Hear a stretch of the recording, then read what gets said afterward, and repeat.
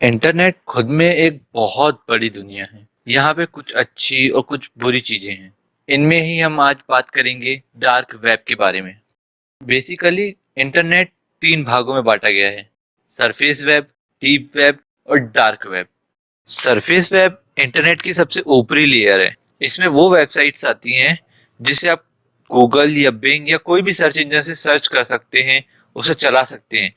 जैसे आप Facebook search करते हैं, इंस्टा सर्च करते हैं, यूट्यूब सर्च करते हैं, या कोई भी हेल्थ न्यूज, टेक्निकल नॉलेज, इन सब से रिलेटेड जितनी भी वेबसाइट जो आपको इजी तरीके से गूगल में मिल जाती हैं, उन सबको सरफेस वेब में रखा गया है। और ये जो इतनी सारी जो वेबसाइट जो आपको इजीली मिल जाती हैं, ये इंटरनेट का सिर्फ 10% भर है। सिर्फ 10%। आप सोच सकते हैं कि इंटरनेट फिर कितना बड़ा है। और बाकी 90% आपका डीप वेब और डार्क वेब में है। ये तो था सरफेस वेब। अब आते हैं डीप वेब में। ये इंटरनेट की वो जगह है जहां पर गवर्नमेंट की फाइल, हमारा personal data, banking data, online banking data, army data और ऐसी बहुत सी जो फाइल्स है जो हर कोई एक्सेस नहीं कर सकता है, वो सब डीप वेब में आते हैं। डार्क वेब इंटरनेट की सबसे गहरी और सबसे डरावनी जगह। डार्क वेब जहां पर आप कोई भी नॉर्मल ब्राउजर जैसे क्रोम या मोज़िला फॉक्स से नहीं पहुंच सकते हो। यहाँ पर बहुत सी इलीगल एक्टिविटीज होती हैं, जैसे स्मगलिंग, गलत तरीके से गन बेचना, ड्रग्स बेचना, लोगों के पर्सनल डाटा चुरा कर बेचना, लोगों के बॉडी पार्ट्स बेचना, यहाँ तक कि लोगों को मारने के लिए सुपारी देना, और इससे बहुत ज्यादा गलत काम होते हैं। और ये सारा लेन देन क्रिप्टो करेंसी में होता है, जैसे बिटकॉइन या मोनेरो। सामान्य लोगों का यहाँ तक पहुंचना बहुत मुश्किल होता है।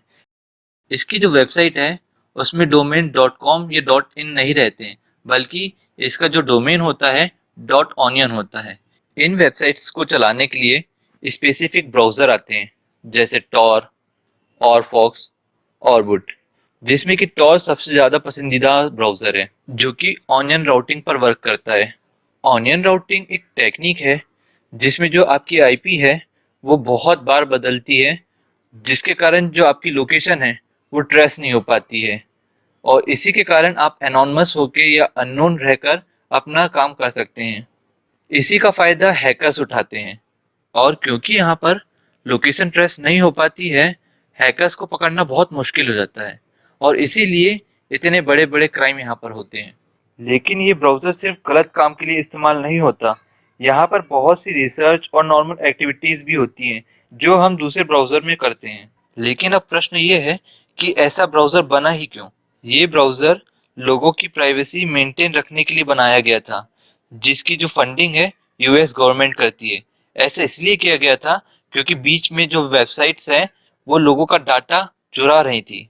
इसलिए यूएस गवर्नमेंट ने इसे लोगों की प्राइवेसी मेंटेन रखने के लिए बनाया था। लेकिन इस ब्राउजर का एक डिसएडवांटेज भी है। इसमें जो वेबसाइट है थोड़ी लेट खुलती हैं। ऐसा इसलिए है क्योंकि जो आपका आईएसपी है वो बहुत से वीपीएन से होकर गुजरता है, और आपकी आईपी बहुत बार चेंज होती है।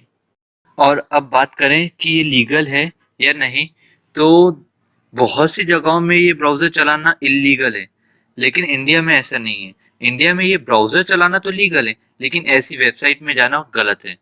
और हम आपको बिल्कुल रिकमेंड नहीं करते हैं कि आप इस ब्राउज़र पर जाएं, क्योंकि हो सकता है कि यहाँ पर इतने सारे हैकर्स होने के कारण आप गलती से किसी हैकर की ही वेबसाइट में चले जाएं और वहां जाकर आप ही हैक हो जाएं। तो आज की वीडियो में बस इतना ही था।